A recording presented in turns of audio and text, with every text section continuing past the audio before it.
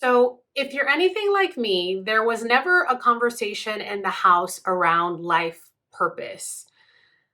I remember growing up, the only thing I really heard around the future or planning for my future was to make sure I got to college. Get to college and don't get pregnant. Don't get pregnant, go to school, get a degree. I remember that was drilled into me from when I was really young. And so when I was a senior in high school, that's what I did. I went to college and I didn't even know what I wanted to study. Like, I was that far removed from the notion or the idea or even having a clue as to what my life purpose was.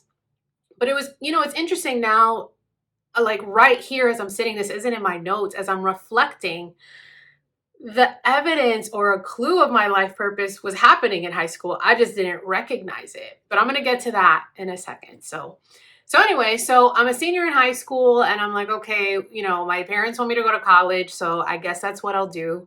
And even in that, I bounced around a lot. I went to a Catholic high school and right next door was a Catholic university. I had really great grades. So I didn't even like really apply. My mom dragged me to the admissions office with a copy of my transcripts, and she had a conversation with someone, I don't know who, and they brought me in and I had a one-on-one meeting with an admissions person. I don't exactly know what happened behind the scenes, and I hope I don't get anybody in trouble for this. But I was literally accepted right there on the spot after an interview and a look at my transcripts. I still had to do the application and everything.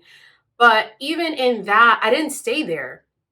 I ended up leaving that university, going to a 2 year community college because, again, I'm just like, I don't know what I'm supposed to be doing. I don't even know why I'm here. I'm here because my mom told me I need to be here.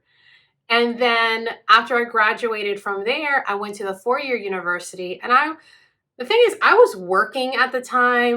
What was I doing then? I think I was at the bank. Yeah, I was working at a bank, and I had always been drawn to professional careers. And that's interesting too, because when I think about it, I've always been a creative at heart, always wanted to paint or draw or make something with my hands. But again, because of the programming that I had coming up, I didn't think it was a financially viable option for a job. So I always found myself in these professional management type roles, even in my young adulthood. None of it was ever fulfilling. None of it was ever intentional or with purpose, but it's just kind of where I found myself. And I finally got to a place where I was just kind of sick and tired of feeling lost or feeling like, have you ever had that feeling where you're stuck in the mundane? Like, my day to day feels like Groundhog's Day. Like, this is my real life. That's the point that I got to. And I ended up applying to be a flight attendant. I got hired. Shout out to American Airlines. And I met my late husband, Sterling. We met while we were flying. We ended up getting married. We had a baby. And it was the first time I felt like I actually really am enjoying my life. I don't know if I was aware still of anything that had to do with purpose, but I knew that I enjoyed traveling. I enjoyed being married. I enjoyed being a mom. And shortly after Mason was born, I got a job working for a national nonprofit HIV service organization. And this was, when you're looking at the story of your life, there are these highlights. And so working for this organization was a highlight because while I had my 4 year degree in public admin and I didn't really know what I was supposed to be doing with it, I came into this organization as a patient care coordinator. So I was meeting one on one with HIV positive patients and I was helping them get connected to care. And what I was finding was there were gaps in resources. So I just started going out into the community and wanting to find partners that could help my patients. And long story short, it actually turned into a framework for the company where they would have patient care coordinators in other locations, and those patient care coordinators in partnership with the outreach team would find resources for patients in our doctor's office. And it was as if this like bulb went off in my head, and I'm like, wait a minute, I'm actually good at relationship building, I'm good at PR, I'm good at communications, I enjoy it. I think this is something that I'm going to study. And so I did. I started studying communications. I went back to school, to graduate school, started working on my master's, and then everything changed. In April of 2019, I got a promotion. So I started as patient care coordinator in 2016. April of 2019, I had been promoted several times and was finally promoted to national director of marketing. So I was overseeing all of the marketing in all of our locations across the country in April of 2019. May 3rd, if I remember correctly, it was April 19th was the day of the promotion. May 3rd was my husband's car accident. Up until that point, I thought I had it figured out. I thought with everything that I had been through, all of the twists and turns and the figuring it out, I had finally found my niche in marketing and public health. I had a great relationship with the executives at the organization. So, in the back of my mind, I knew that I had a shot at a VP role, and who knows, maybe even leading the organization one day. I thought I had it figured out. My husband and I had purchased our first home together. We were living in Fort Lauderdale. Our baby was going to a private school. Like, from the outside looking in, it looked like things were finally starting to make sense and things were starting to come together. And then it just got ripped from me, like the rug got ripped from underneath me. And if you know my story, 3 months later, Sterling dies. And I continued to work, continued to push forward, thinking that if I just close my eyes and push through the pain, push through the grief, just push through everything that's coming up against me right now, all of the shame, all of the regret, all of the things left unsaid, all of the apologies that I never got, if I just push through those things, I'll be okay. I can get back on track. I can get this thing that I thought was going to be back on track. But the truth of the matter is that was no more. And so for a year, I pushed myself right into a mental breakdown is what I did. I pushed myself right into a mental breakdown. And it wasn't until I got this call from my cousin to come to Denver that the Lord was able to get a hold of me. And he did. And that's a story for another day, how I ended up moving to Denver. But in my time in Denver, I remember there was one specific day I was praying and I was like, God, what do I do now? I'm college educated. Um, I have professional skills. And right now I'm unemployed and I'm just a mom. And it was almost as if the Holy Spirit was standing right there and just bopped me upside the head. Just bopped me upside the head, like, what do you mean, just a mom? What do you mean? What are you talking about? Do you not understand that you have been chosen to be a mother? Like, I created you with the intention of you being Mason's mom. Do you understand that? And I had to sit with that and come to terms with the fact that that's absolutely correct. I didn't realize that my life had a purpose outside of the accolades, outside of the financial success, outside of my ego. The reason I was created doesn't start and end with me. It starts with me, and it's for the benefit of those around me, and it starts in my home. So I want to encourage you, if you're a mom, if you're not a mom, if you're listening and you're like, I don't know what my purpose is, start looking in your own home. Why are you there? How are you contributing to the betterment of the lives of the people that are around you? And I guarantee you, you will find evidence and clues of the reason you were created there, because it starts in the home.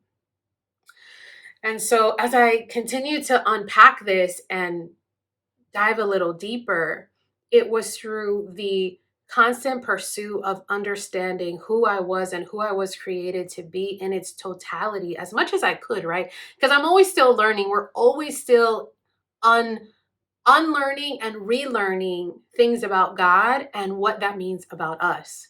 But in that, through my own transformation, was when the Lord revealed to me, your assignment, the reason I created you was to be a storyteller. I want you to tell these stories because these stories will unlock the assignment in other people. And so you may be thinking, like, okay, well, you keep talking about assignment and purpose, and like, what does all of that mean as a believer? Right? Because the world has its own definition of life purpose, and some of them are really beautiful. I'm not knocking it. But as a believer, we operate in a different system. And so when it comes to purpose, we all have the same purpose. Okay? Let me make that clear. We all have the same purpose. That is to bring heaven to earth. That is to be the image bearers of Christ. We are called to be the light. We all have the same purpose. It's kind of like, think of like a business, like McDonald's, let's say. McDonald's has one CEO, one mission, which I don't really know what their slogan is. Maybe somebody could look it up and tell me. I'm sure it's like making burgers fast or something like that. But they have one mission. They have multiple locations across the globe. And there are people that work in this business all the way from the headquarters and the CEO to the people that package the food, clean the restaurants, the cooks, the marketers, the financial people, like everyone that works in the organization of McDonald's has and serves the same goal, the same mission, the same purpose. But the manner in which they do it is unique to them and their ability. And in the same manner, the Lord has created you, created me, created us to serve the same purpose in our own unique ways through the talents, gifts, visions, knowledge, prophecies that He's given each and every single one of us. And so when it comes to understanding your kingdom assignment, this is where it gets heavy. And this is where I really want to emphasize that it's not about our ego or our success or our finances. It's literally our responsibility. Because when we say yes to Christ, we say yes to not only being co heirs with Him, but co laborers. That is what separates us from the world. I'm not doing my life purpose just so that I have fulfillment in my life and I feel good and I feel great. That's a benefit. That is a built in benefit of pursuing your kingdom assignment. But what it's for is it's your responsibility to carry that out. So whether you're called to be a teacher or an administrator or a singer or a cleaner, a housekeeper. Listen, my housekeeper is an angel. I love this woman. I will skip Chipotle for a week to make sure that I have her. She is operating in her own kingdom assignment because what she does for me allows me to have the sanity to do this.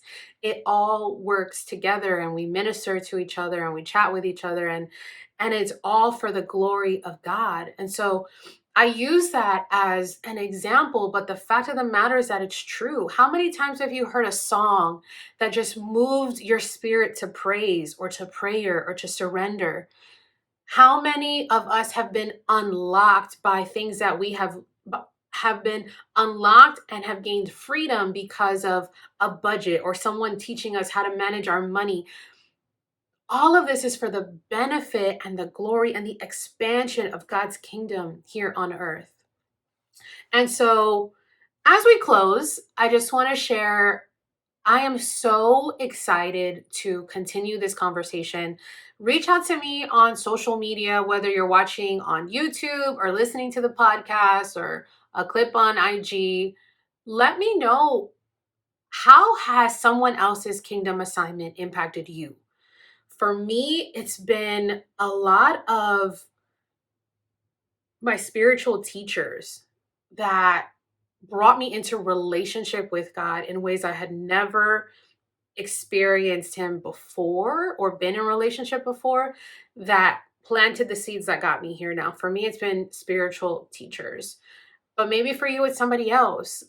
I would really love to not only hear from you who has had that impact, but also, like, if you can tag them, if you can share this video with them and let them know, like, hey, I heard this and I thought about you and I just want to say thank you.